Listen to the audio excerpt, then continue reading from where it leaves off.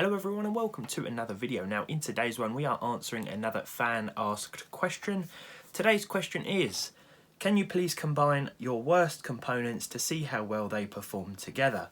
Well, I decided to do just that, and at the centre of this terrible setup we have this, the Celeron E1200 dual core CPU. In fact, I was even able to overclock it a little bit today, but more on that a little later on. In combination with the E1200 we have the previously reviewed NVS295. I wouldn't say previously reviewed, but we've certainly checked it out. In fact, in the NVIDIA GeForce Now video I made a couple of days ago, we took a look at this card. I apologise if you can hear my chair squeaking. It's under constant pressure from my weight.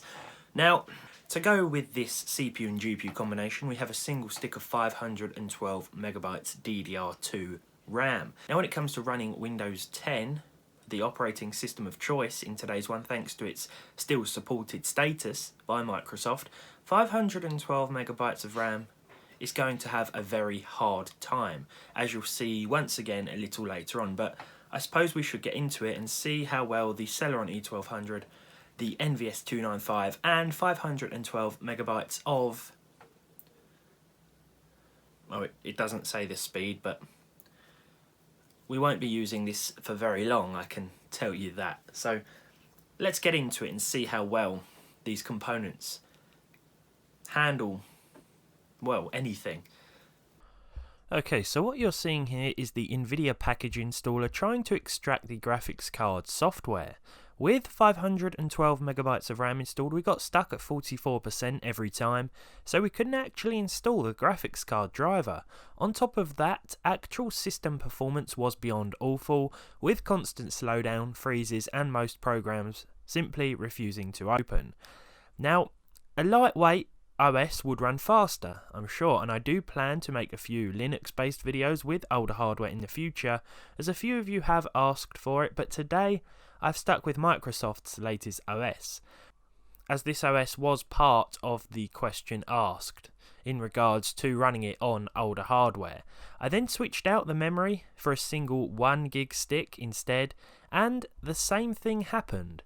It was a strange occurrence, but NVIDIA did warn me that I was lacking in memory, and while this may not be the case for you if you're trying a similar thing, I'd recommend at least 2 gigs of DDR2 as a minimum, because the whole experience feels way better right from the start. So with our Celeron system now somewhat usable, I wanted to jump into a few tests, starting with Cinebench R20, just to see how this chip compared to a few modern entry-level CPUs, like AMD's Athlon APUs, for example. Considering this Celeron was once an entry-level processor itself, it will be interesting to see just how well it holds up. Unfortunately, not very well is the answer. Now, I started the Cinebench R20 test, the multi-threaded test, at 10 AM. During the time it was running, I went to the shops, got my car washed, got a haircut, walked the dog, and took a short trip to the International Space Station. Seriously though, it did take a very long time to complete, 49 minutes to be precise, and once it was done, well, it was probably the worst CPU that I've tested in recent times here on this channel. As you can see, it sits at the bottom of the pile, performing worse than a Xeon chip when all but one of the threads have been disabled.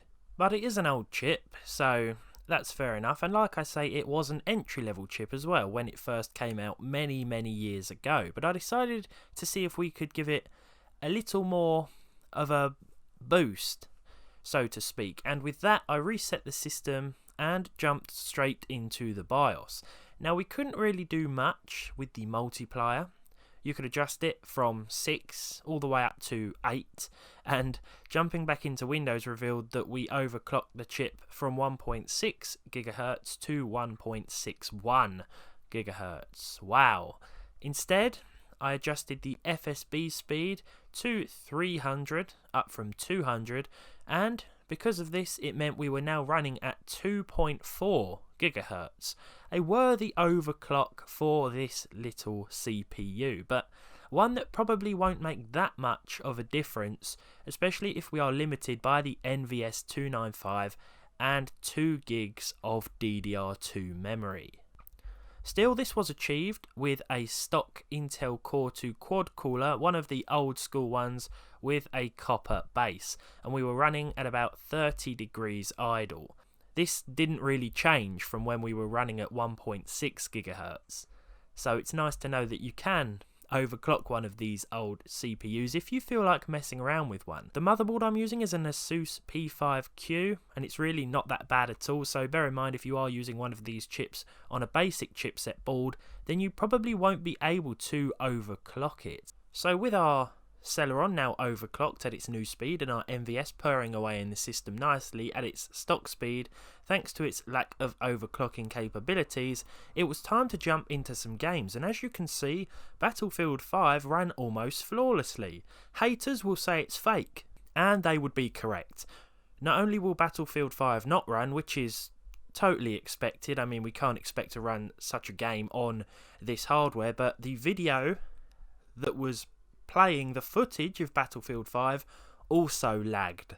So yeah, even if you want to watch Battlefield 5 footage at 1080p, it's not really going to happen smoothly. Maybe instead of the harsh terrain of a Battlefield, you'd prefer a nice long walk on a luxurious beach, and that is where Crysis comes in very nicely. At 800 by 600 and the low settings, you can expect around 20 frames per second with this setup. Now I should also mention that with 1 gig of RAM and also 512 megabytes of RAM, you will not see an experience like this one. Here though, Crysis ran okay. It was certainly playable in some areas. There were a couple of freezes here and there, but considering the whole "can it run Crysis" meme, I'm surprised it did this well even with the low settings. But it is a 2007 game, so it shouldn't really be that hard to run if you turn things down. It's only when you want to run it on very high that you'll run into issues on some older hardware. Anyone who wants to run Assassin's Creed Black Flag on a similar system will be out of luck, as you will struggle to see 10 FPS at the lowest settings. Your experience in The Elder Scrolls Oblivion though should be an okay one. If you want to run it at 640 by 480, the lowest in-game resolution, you can expect 90 frames per second. Fortunately, you will be able to turn it up to 800 by 600 or even 1280 by 720 and still retain at least 30 FPS with the medium settings. I went for 800 by 600 here.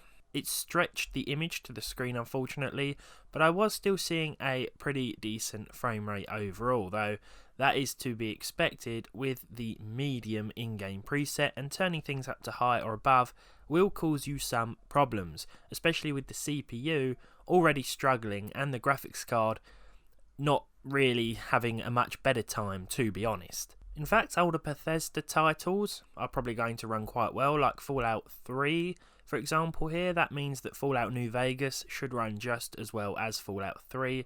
In areas like Megaton you can expect around 60 FPS, and when you venture outside into the Capital Wasteland that will drop a little bit, but you should still see at least 30 in most places. Once again, both the CPU and GPU will struggle. I then thought about the Nvidia GeForce Now game streaming service that I had tested a couple of days ago, and remembering that it ran fine on the NVS 295 then, I decided to give it another go, this time with the Celeron E1200 in the system with 2 gigs of RAM. I didn't hold out much hope, to be honest, and when I first fired it up we did get a few not responding messages, so I wasn't expecting much. I held out. I wanted to see if it would eventually fire up, if I wasn't so impatient with all of the clicking that I seem to be doing out of rage, and sure enough, something amazing happened. Before we knew it, I was in Metro 2033's opening level, firing away at the enemies without a care in the world. Sure, my frame rate was lacking a bit and the quality wasn't perfect due to my very slow southeast England internet, but it's a far better experience than I would have got if I played with the Celeron and the NVS 295 without help from Nvidia's service here. This isn't the ideal way to play, I know, but at least there are options. And I'm pretty sure you could get some PlayStation emulators running just fine on this rig too. With all that said and done, this has been my worst components that I currently own in combination. I hope you enjoyed the video. Surprisingly, they will still run Windows 10 just fine, and you should be able to navigate your operating system and play some older titles just fine should you feel the need to, providing you have at least 2 gigs of system RAM installed.